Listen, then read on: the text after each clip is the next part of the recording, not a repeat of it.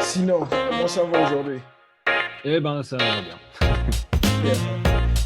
Ça fait une petite seconde que j'attendais cet épisode en Ouais, particulier. ça fait un moment, oui, j'étais pas trop là, alors j'avais délayé un peu le truc de 2 mois. Hmm. Et je suis pas sûr, en fait, toi, je sais pas pourquoi je pense ça, t'es au Texas, non, c'est ça? Oui, oui, oui. Je suis à C'est ça? Houston, au Texas. Houston, ok. Yeah. C'est quand j'ai vu l'heure à laquelle tu as sélectionné le podcast, j'ai dit, ah, Big IQ, il a fait l'équivalence. Eh, oui, j'étais pas sûr, ouais, c'est quelle heure là, du coup, pour toi? Yeah, non, c'est parfait, c'est parfait. C'est bon, ouais. L'esprit est clair, je suis sharp, on y va. Sinon, c'est... Bon, j'étais sur Internet, je faisais des recherches par rapport à la chaîne YouTube, essayer de voir quelles petites tactiques, au-delà du marketing, que je pouvais mettre en jeu pour grandir la chaîne. Et c'est là que j'ai Ouais. découvert PetitTube. Ah ouais, ouais. Et je me suis dit, oh, ça c'est quoi? Un, c'est français. Ah, deux, c'est super intéressant de juste s'asseoir là et voir les vidéos passer l'une après l'autre d'un coin, Alors, d'un d'un point de coin. vue, pour le marketing, je sais pas si c'est le meilleur plan de Petitube, Non, mais, mais l'idée est simple et cool. Du moins, quand moi je me suis assis, ça m'a bloqué dans mes recherches pendant un instant. J'étais juste là en train de regarder des vidéos sans titre d'un endroit inconnu en Indonésie, en Chine, tout ça. ouais, Et ouais. c'était super intriguant. Je me suis dit, OK, je vais essayer de faire un peu plus de recherche sur le créateur. Et quand j'ouvre ton site internet, je dis, OK, j'ai pas le temps. J'ai juste pas le Ouais, temps. ouais, faut choisir. Et là, Et puis j'ai volontairement un peu rien mis en avant, donc c'est un peu, on a eu yeah, du yeah. hasard, quoi. Yeah. Et bon, pour ceux qui vont suivre l'épisode, s'il te plaît, introduis-toi pour nous. Bah d'accord, ouais, alors je m'appelle Yann van der Kruijs. Enfin, toi, tu m'as contacté parce que j'avais fait il y a une dizaine d'années un site qui s'appelle PetitTube, qui est un site où on voit des vidéos YouTube qui ont 0 vue en général. À côté de ça, on va dire mon métier, je suis musicien la plupart du temps. Enfin, je cumule un peu plusieurs métiers, mais en général, je travaille pour des jeux vidéo et je fais la musique et le son pour des jeux vidéo la plupart du temps. Et puis à côté de ça, je fais des boulots parfois de code, parfois des ateliers avec des enfants, des spectacles, des choses comme ça. Enfin, j'ai plein de petits contrats temporaires. OK. Et ouais, bon, je pense que c'est OK comme présentation. Oh, non, non, non, non, c'est parfait. En fait, je me suis promis que la première question que j'allais te poser, c'est, vu ton site, comment tu fais pour être aussi prolifique? Ah, alors, bah, j'ai pas de réponse toute faite à ça, mais je pense que déjà une chose, c'est que j'essaye de finir les projets quoi qu'il arrive. Quand Mhm. j'ai commencé quelque chose, même si c'est raté, j'en fais un post-mortem d'une façon ou d'une autre et je décide que j'ai commencé ça, ça me plaît pas, bah, je vais quand même le finir et le présenter d'une manière ou d'une autre. Pas tout le temps ça systématiquement, mais le plus possible. Et j'ai l'impression que n'importe qui commence beaucoup de projets. Enfin, je sais pas, tous mes amis, je vois, ils sont tout le temps en train de commencer des trucs ou d'avoir des idées. Ce qui est un peu difficile, c'est d'aller jusqu'au bout, même quand on n'a plus envie ou que c'est raté, enfin, qu'on a des problèmes. Euh, et je pense que c'est pour ça que ça doit donner une impression de profusion sur mon site, c'est que je mets tout, même les trucs ratés, ce que peut-être beaucoup de gens font pas. Enfin, Yeah, yeah. mm. Parce que c'est vraiment c'est ce qui m'a intéressé parce que je cliquais. J'ai passé du temps à juste... J'ai mon propre petit jeu pour ton site internet. Je ferme les yeux, je Ah ouais. clique sur quelque Ah chose. yes, très bien. Random. Et Ouais, j'ai... c'est comme ça que ça marche, je pense. Yeah, yeah. Et comment dire, je découvrais à chaque fois, bon, pas à chaque fois, certains projets sont finis, mais certains, ce sont des parties de projet, des esquisses incomplètes. Et c'est, comment dire ça, pour moi, c'est vraiment dans l'esprit open source où quelqu'un d'autre qui a un plus grand intérêt peut venir voir, prendre et construire dessus. Ouais. Ouais, c'est sûr, c'est toujours un peu ce que j'espère quand je développe quelque chose. Enfin, je sais que j'ai fait beaucoup d'outils, par exemple. En fin de compte, il y a beaucoup d'outils que j'ai fait que j'ai moi-même très peu utilisé. C'est juste, je me suis dit un jour, ce serait bien que tel outil existe. Je ne sais pas exactement pour qui ou pourquoi, mais j'espère toujours que ça peut au moins donner des idées aux gens ou que ça peut, que je peux le présenter en disant, bah, regardez, j'ai eu cette idée-là, je l'ai fait comme j'ai pu, mais il y a des choses à développer, quoi. Yeah, yeah, yeah. Et avant de rentrer vraiment dans les projets, je suis intrigué par l'idée. Comment est-ce que tu as acquis les habiletés de prototyper autant de projets? Est-ce que c'était à travers ton Mhm. éducation formelle ou bien c'est ta curiosité hors de l'école? Euh, Bah, j'imagine que c'est un peu des deux. Moi, mon éducation, elle est beaucoup musicale. Enfin, j'ai fait beaucoup de musique dans des écoles de musique diverses. Mhm. Pour tout ce qui est programmation, jeux vidéo, ben, j'ai fait une école spécialisée dans le jeu vidéo, mais je faisais plutôt du son pour cette école. Euh, donc tout ce qui est programmation et tout, c'était plus de la curiosité de ma part, quoi, sur mon temps Wow. libre. Wow. Oui. Parce Bah, que, j'essaie toujours de me lancer dans tout ce que je connais pas, quoi, et avec plus ou moins de succès, mais je me dis, bon, bah, la meilleure façon d'appréhender quelque chose, c'est de le faire. Je veux comprendre comment fonctionne la bande dessinée, bah, j'essaye de faire une bande dessinée. Voilà. nice, nice. Donc, ton approche, elle est plus, euh, comment dire ça? C'est plus, je ne sais pas, au lieu d'aller passer des heures à la librairie, je me lance et j'apprendrai au fur et à mesure. Ben, ouais, j'ai l'impression que ça marche pas mal. Enfin, je sais pas, ça s'applique peut-être pas à tout, mais ouais, j'ai fait beaucoup de choses comme ça, en tout cas. Yeah, yeah. Parce que quand je regardais le site, pour moi, du moins de mon point de vue de spectateur, tu as plus l'impression que, waouh, c'est un codeur qui fait de la musique, mais à t'entendre, c'est un musicien qui code. Ouais, bah, oui, je dirais plutôt ça parce que le code, c'est pas. Oh, désolé, je ne sais pas ce qui s'est passé, mais ton micro. Ah, il est coupé? Non, il Yeah. est. Ok, là, c'est de retour. Là, c'est de retour, d'accord. Yeah. Bah, je disais que le code, j'ai appris tout seul et j'ai toujours l'impression d'être un petit peu, d'avoir pas mal de lacunes en code, quoi. Je me débrouille comme je peux, mais je pense que ce serait enfin, j'ai jamais eu d'éducation très formelle pour la programmation, donc je pense qu'il y a des méthodes un peu officielles à côté desquelles je suis passé. A few moments later. Et j'ai pas l'impression que beaucoup de gens s'en rendent This compte. meeting is being recorded. Oh non, c'est C'est moi. moi? Yeah, c'est C'est moi. toi? Ah, t'étais pas en train d'enregistrer peut-être tout. C'est moi qui C'est je viens ça? de me rendre compte. T'inquiète. Sinon, je vais me mettre en colère cadeau. Yeah, yeah, Ah, mais non, ça va être un peu patchwork, j'imagine, je te- le montage de ça. ça va être fort. Ça va être très fort. Je continue comme si tout était enregistré et puis s'il y a besoin de redire des choses. Exactement. Exactement. Je suis tranquille. Euh, mais là, j'étais en train de parler, oui, de quelque chose que j'ai remarqué, c'est-à-dire, euh, il y a des algorithmes que parfois on appelle super résolution. C'est des algorithmes on lui donne une image en petite résolution et il augmente la résolution. Il crée des détails. OK. Euh, Ça, il faut bien se rendre compte que ça ressemble un peu au truc qu'on voit dans les films. Des fois, il montre une toute petite image et puis il fait agrandit l'image, enlève le flou, et puis la personne sur les films de SF ou je sais pas quoi, ils font ça et puis ça enlève le flou. Yeah.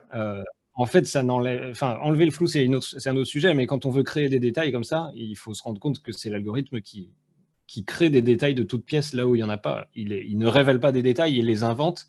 Hmm. Et ça fait plusieurs fois que je vois des gens partager des photos comme ça. Enfin, je sais pas, admettons.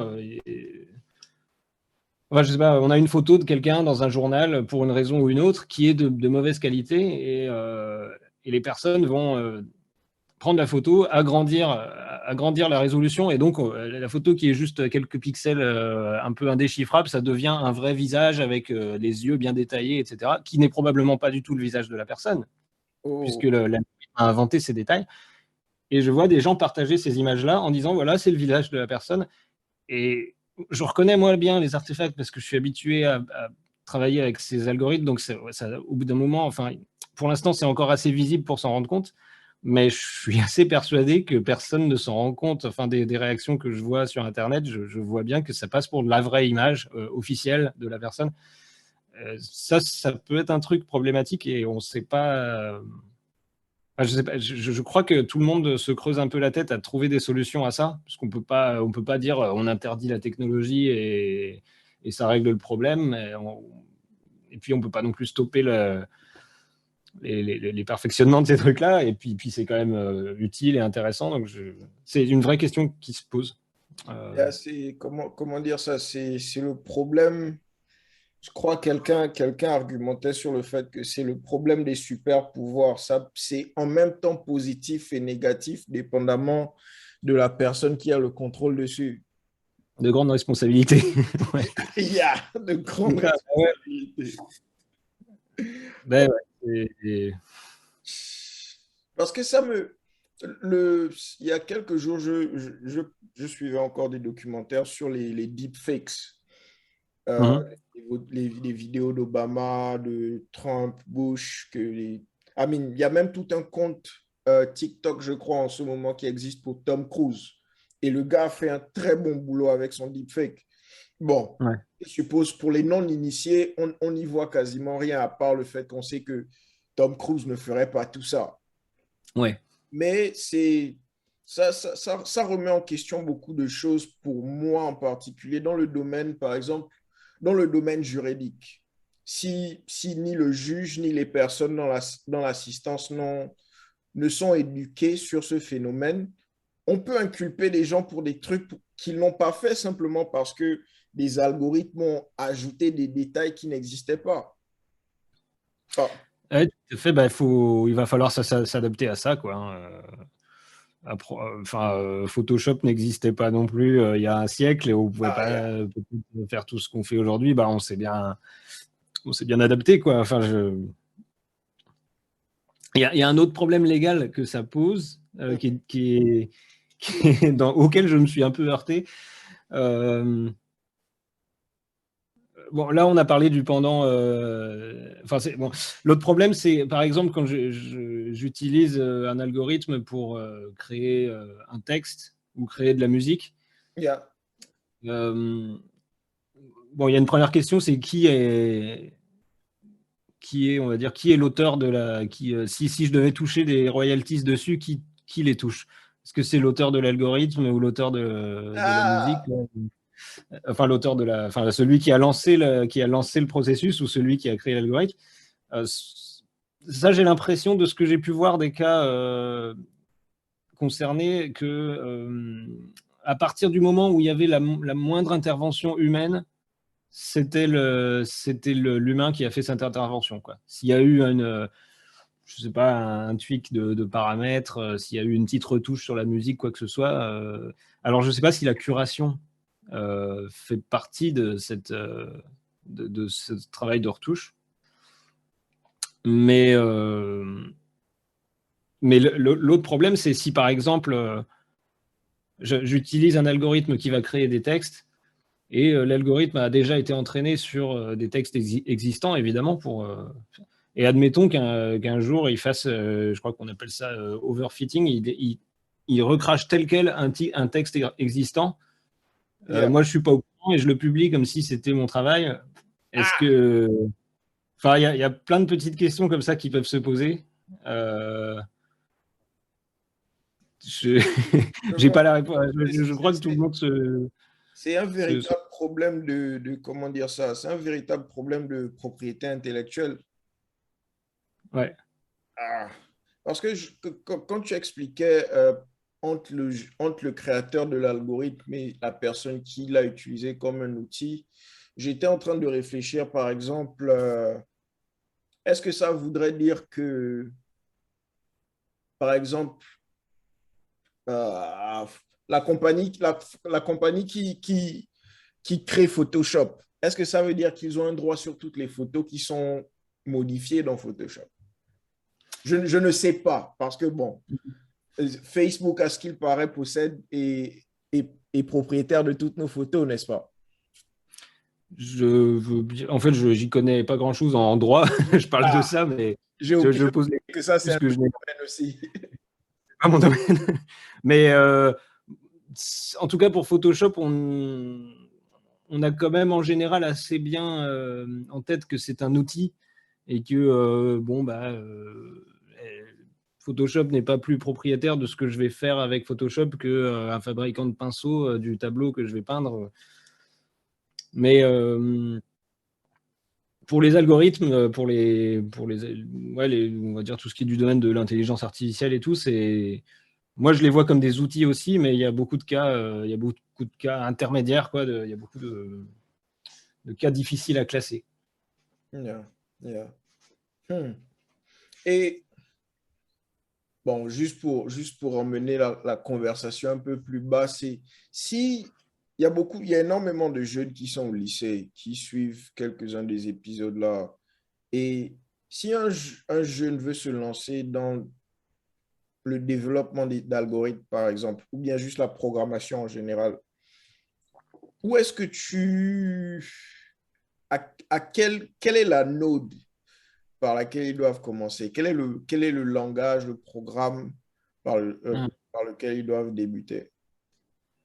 Euh, alors, je vais dire deux pistes. Mhm. Euh,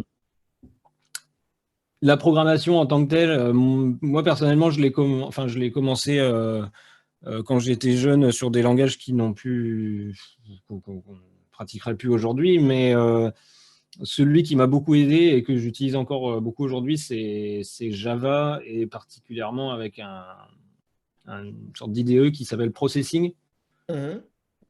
Processing, beaucoup de gens, je pense, étudiants utilisent ça parce que c'est assez simple. C'est pas vraiment une usine à gaz ou quoi. C'est juste un petit éditeur de texte. Une fois qu'on a compris la logique du texte, en général, enfin, la logique du code. Ça va très vite. On peut faire un petit peu ce qu'on veut. Enfin, on peut l'utiliser vraiment comme un outil très générique, quoi. Ça, je le recommande. Moi, je trouve ça très bien. Processing. Euh, Mais concernant tout ce dont je parlais avant, enfin, qui n'est peut-être pas dans la vidéo, mais les algorithmes de génération de texte, d'images, de musique, là, c'est un petit peu plus compliqué de coder ça soi-même en partant de rien. Et un outil qui est bon, enfin une bonne piste pour appréhender tout ça, c'est comment on va dire, des notebooks qui sont sur Google Colab. Moi, j'utilise pas mal ça. Google Colab, c'est on y va. On peut trouver par exemple quelqu'un qui aurait créé déjà un environnement avec un environnement tout configuré avec tout ce qu'il faut pour générer, admettons, une image. Yeah. On va dessus, on se connecte et puis on va louer, on va dire, une espèce de serveur chez Google qui va d'emblée installer tout ce qu'il faut pour que ça marche. Et ensuite, on peut l'utiliser tel quel. Il y a un problème que j'ai quand même avec ces notebooks, c'est qu'ils sont souvent dépendants de librairies dont les versions augmentent avec le temps. Et puis souvent, ça marche une fois. Et puis quelques mois plus tard, ça marche plus parce que des choses ont été mises à jour, etc. Bon, c'est une autre question. mais, Ah, ça, je mais te... en tout cas, ça peut être une façon d'appréhender l'intelligence artificielle même sans rien y connaître, puisqu'en général, sur ces notebooks, tout est déjà écrit tel quel. Et si c'est bien fait, on peut juste le lancer et ça marche. Ok, ok, je vois un peu. Ça, je connaissais pas Google Colab. Je vais définitivement... J'ai appris quelque chose de nouveau, Dieu est grand. Nice. Yeah. Mais yeah, je vais définitivement moi-même y jeter un coup d'œil. Ça m'intéresse vraiment. Je me suis pas mis à étudier les algorithmes au moment où il le fallait, mais de plus en plus on en parle. Je crois que c'est pas juste un terme, c'est vraiment, c'est une réalité qui est là pour un long bout de temps. Ouais. Yeah. Ah, Et de tout. non, Vas-y. je t'écoute. Non, mais j'allais juste dire que en gros, c'est tellement vaste que c'est difficile de, d'en avoir une bonne idée. On peut pas tout connaître sur ce niveau-là, quoi. Yeah. Même les gens qui font de l'intelligence artificielle, là, enfin, j'en suis quelques-uns, dont c'est un peu le travail, ils se plaignent régulièrement que ça évolue tellement vite qu'eux-mêmes n'ont pas le temps de suivre, ils n'ont pas le temps de lire les papiers, et tout le monde est un peu paumé en même temps, quoi, parce qu'il y a plein de recherches simultanées, puis bon, bah, Yeah. faut penser dedans, j'imagine. I mean, yeah. C'est super. Pour moi, c'est toujours cool de voir ces nouvelles industries qui se développent si vite et que le mainstream ne voit même pas. Comment dire? Je me souviens, Mais je me souviens à l'époque, c'était Y Combinator avec leur Hacker News. Euh, je me souviens pas de ça, mais J'oublie, mais en tout cas, ils avaient une petite publication ici sur laquelle constamment tu voyais des nouvelles innovations tous les jours. Et je me posais la question, est-ce que c'est même possible pour les gars qui publient ces articles-là de lire tout ce qu'ils sont en train de publier et comprendre la richesse de ce qu'ils sont en train de publier? Mais bon, ouais, bah, moi, une chose qui m'étonne, enfin, en tout cas dans les technologies, on va dire, de l'intelligence artificielle et enfin, le rapport mainstream à ça, je suis vraiment étonné comment dire ça? Je me souviens il y a 6-7 ans, je ne sais plus exactement, il y a eu un espèce d'essor de l'intelligence artificielle sur les images en particulier. Je crois que ça devait être vers 2015 yeah, où soudainement on a pu commencer à dire voilà une photo, reproduis-la dans le style de Van Gogh ou je sais pas quoi, ou dans le style de telle autre photo, et puis pouf, ça. Aujourd'hui, ça apparaît un peu plus normal, mais moi, je me souviens que quand j'ai découvert le papier qui montrait des exemples de ça, je trouvais ça complètement fou, quoi. Je me suis dit, mais on peut faire ça. On a une espèce d'équation, certes très compliquée, mais qui représente le style d'un artiste, avec plus ou moins de succès, évidemment, mais j'ai trouvé ça incroyable. La même année, il y a eu plein de technologies un peu dans le même style, qui étaient plutôt de l'ordre de la génération, enfin, des choses qui me paraissaient assez utilisable en tant qu'outil, quoi, assez créative, où on peut pas. Je demande à un algorithme, même bah, en ce moment, on a des algorithmes, on leur décrit une photo, il fait la photo, on leur décrit textuellement la photo, enfin la photo ou l'image, et puis il le fait. On a un impact dessus, mais on peut pas non plus complètement anticiper ce qu'il va faire. Il y a une espèce de surprise. yeah, Et moi, ça m'a toujours fasciné. Et j'ai l'impression que à chaque fois que je vois des technologies comme ça citées dans un journal un peu grand public, c'est pas du tout ça, c'est plutôt pour montrer que on peut mettre la tête d'un acteur, enfin les deepfakes, les trucs comme ça. J'ai l'impression que ça a beaucoup plus explosé, alors que ça me paraît vraiment moins intéressant parce que finalement, si je mets la tête de Tom Cruise sur je sais pas qui, bah, je sais ce que ça va faire. Ça va faire la tête de Tom Cruise. Enfin, j'ai pas cette espèce de surprise que j'ai avec les algos où on peut décrire des photos. Enfin, il y a ce dont. des trucs un peu plus complexes que des visages. Ouais, bah, c'est déjà complexe les visages, mais surtout c'est. Enfin, moi, il y a l'aspect. Je sais pas si on peut parler de ça, mais il y a une sorte de créativité qui vient de l'algorithme parfois, que je trouve intéressante, et ça m'étonne que ça fascine pas grand monde. Yeah. Enfin, de ce que je peux voir, quoi. Tu sais, comment dire ça?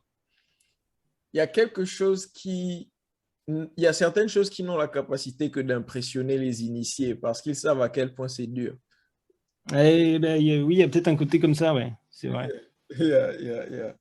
Et oh, c'est en train de m'échapper, mais je voulais te poser une question en particulier parce que voilà, il y a aussi un autre groupe de personnes qui suivent mon podcast qui sont purement des musiciens. Et l'un de leurs plus grands défis, c'est la distribution de leur musique. Même quand ils se réfèrent à des maisons de distribution et tout ça, c'est pas vraiment ce qu'ils espéraient voir. Et j'ai commencé à m'amuser avec l'idée de concevoir un algorithme de recommandation pour un Ouais. certain petit groupe d'artistes indépendants. Mais je n'ai aucune expérience, deux, je ne sais même pas de quoi je suis en train de parler. Mais je voulais te demander à toi, euh,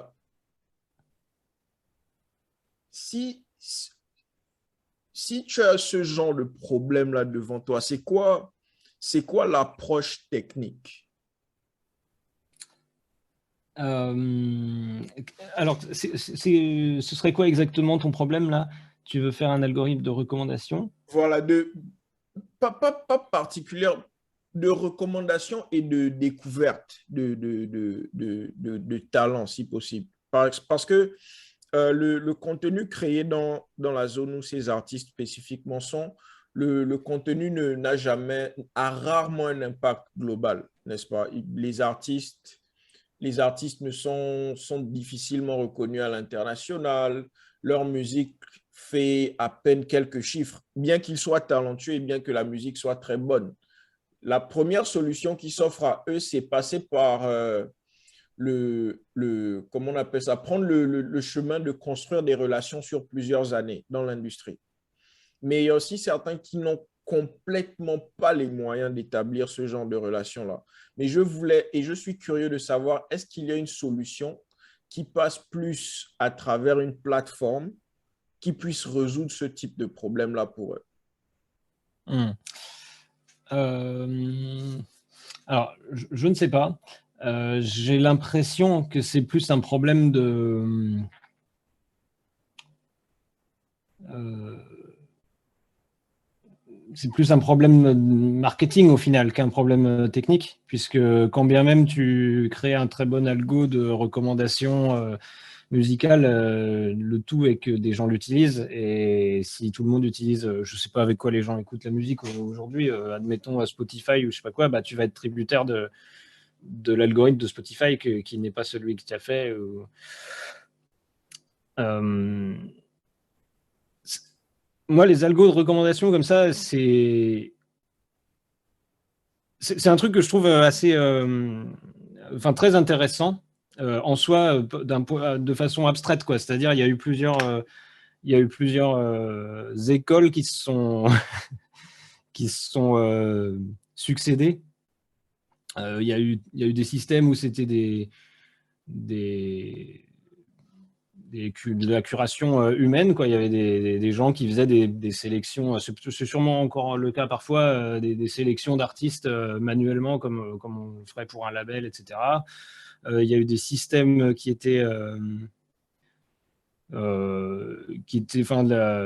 qui réduisaient les écoutes des gens enfin, qui se basaient sur les écoutes des utilisateurs pour mettre des choses en commun, comme si on faisait de la réduction de dimension, quoi. Yeah. Et je me souviens aussi d'une période, alors je ne sais pas si c'est encore utilisé ça, je me souviens qu'il y avait une boîte qui avait commencé à faire de l'analyse automatisée de morceaux. C'est-à-dire, ils avaient fait des algorithmes qui détectaient le tempo de la chanson, les instruments, la langue parlée. Je crois même qu'ils allaient sur Internet pour choper des mots-clés dans des articles de journaux qui parlaient de la musique en question. Et tout ça était agrégé pour faire un système de recommandation, entre autres. Enfin, tout ça était agrégé dans une API dont on pouvait faire un peu ce qu'on voulait. Euh, je ne sais pas quelle approche est utilisée aujourd'hui. Je suis toujours un peu frustré quand je vois que c'est pas aussi riche que ça pourrait être, ce genre de système. Yeah. Et bah, évidemment, c'est pour ça que j'ai fait Petit Tube à l'époque, parce que c'était même pas possible d'aller sur YouTube et de ne pas voir le truc que YouTube te mettait en avant. Je sais pas, moi, enfin, mes solutions à ça en tant qu'individu lambda, c'est juste de faire des pages comme Petit Tube. J'ai fait la même chose à l'époque pour Facebook, pour Twitter et tout. Yeah. Mais bon, c'est une solution. Enfin, c'est pas une solution qui résout le problème de tes amis musiciens. OK, OK. Là-dessus, je dirais qu'il faut parler à quelqu'un qui s'y connaît en marketing, peut-être. Yeah, j'ai, ce dont je me suis rendu compte, ces quelques dernières années, c'est vraiment à quel point le le problème marketing, ça semble, c'est plus un art qu'une science. Vraiment, parce que j'ai plusieurs amis et moi, on vient de ce côté super technique où on se disait, une fois que tu as construit le prototype et tu te mets en production, Amine, tu vas trouver les clients dont tu as besoin. Mais c'est plus quand tu viens à la pratique que tu te rends compte que, c'est aussi une activité à part entière continue. Et c'est vraiment, comment dire ça, c'est ce que j'ai vu tuer le plus de projets ces dernières années, vraiment le côté marketing des choses. Et je me disais qu'il était possible de résoudre ça avec une solution un peu plus technique, mais j'ai besoin d'un peu plus de conversation, de parler avec un peu plus de personnes dans l'industrie et autour de l'industrie pour voir si c'est même quel est le niveau de faisabilité avant d'y dédier un peu trop de temps pour rien. Ouais.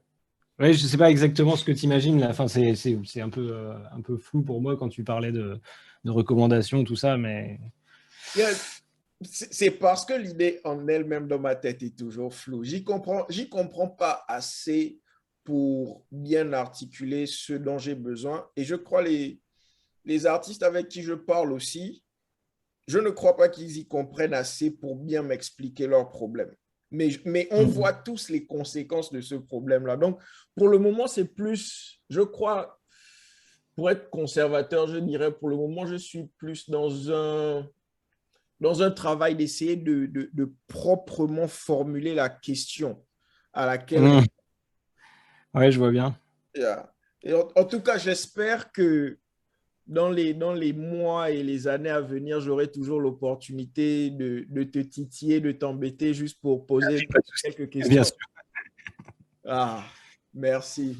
Vraiment, et super merci pour ton time, pour ta patience. Tu as vraiment répondu à énormément de questions que j'avais. Je le vois parce qu'il traîne là. J'ai ce truc-là, je ne sais pas si allez, je le montre à la caméra. Hop, my Moturn, the Moturn method, ok. C'est assez rigolo que j'ai commencé à le lire. C'est un type qui s'appelle Matt Furley qui fait ça. Je ne sais pas si ça te dit quelque chose. Non, Matt Furley, il fait des chansons, il fait des films et des chansons. C'est un mec qui est assez connu pour avoir fait, je ne sais pas combien il a fait de chansons, peut-être 20 000, un truc comme ça, ou plus que ça, pendant plus d'une dizaine d'années. Il sortait peut-être, je sais pas, un album par jour, un truc comme ça. Il faisait des albums sur tout et n'importe quoi. Il a fait des albums sur toutes les villes du monde, sur tous les prénoms, enfin des chansons, quoi. Il les improvise, il les lance comme ça. Et donc, j'étais assez intrigué. Il fait des très bons films aussi. J'ai vu quelques films. Et j'étais intrigué parce qu'il a sorti cette méthode-là sur où il explique un petit peu sa méthode de travail. Enfin, c'est un terme un peu vague, mais il dit... entre autres, il parle de cette question de est-ce qu'il faut faire son marketing soi-même? Parce que je pense que lui, il doit avoir un passif de... Enfin, je ne sais pas ce qu'il faisait comme métier, mais je pense qu'il devait avoir un métier à côté de la musique à l'époque.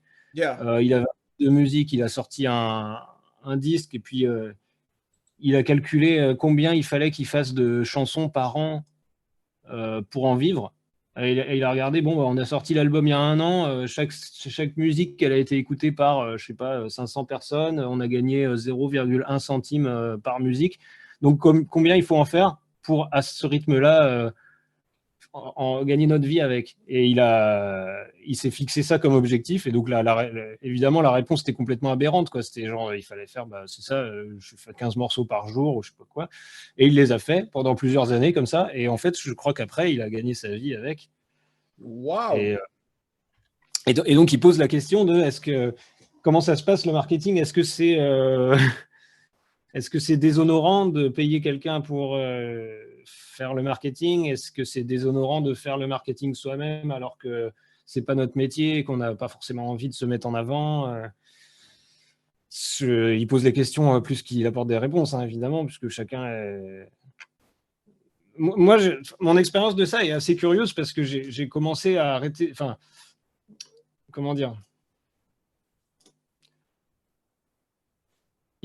Au bout de plusieurs années de travail, il y a quelque chose dont je me suis rendu compte, c'est que, en ce qui me concerne, les plans les plus rentables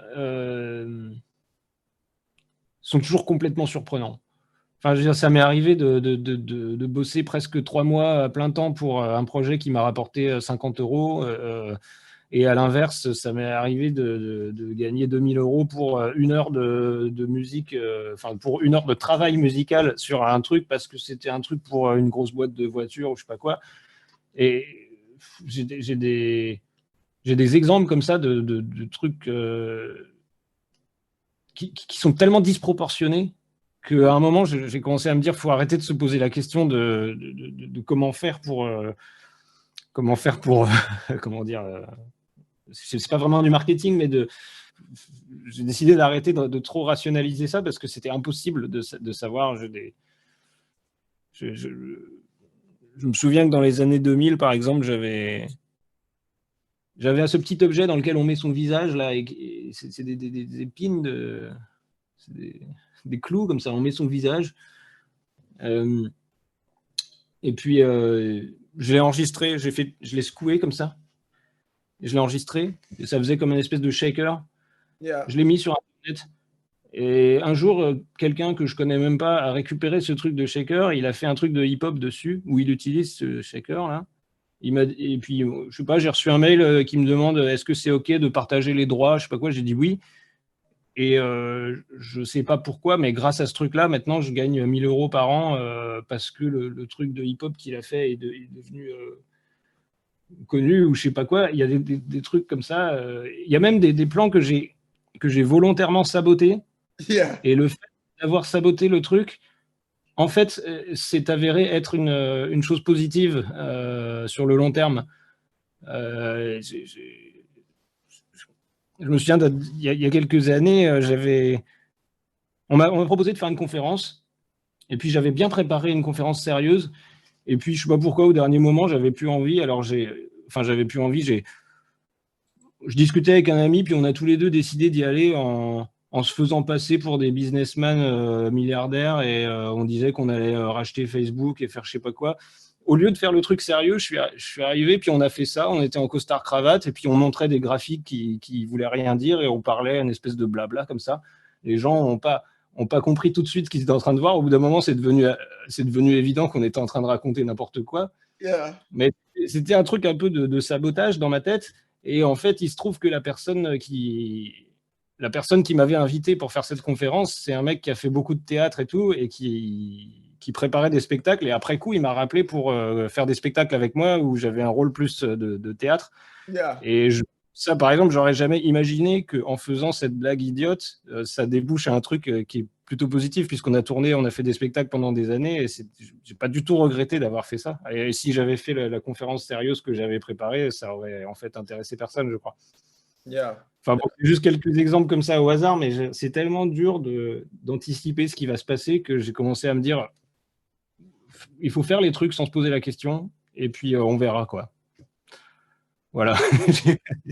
Je suppose pour tous ceux qui vont suivre cet épisode, c'est la leçon à retenir.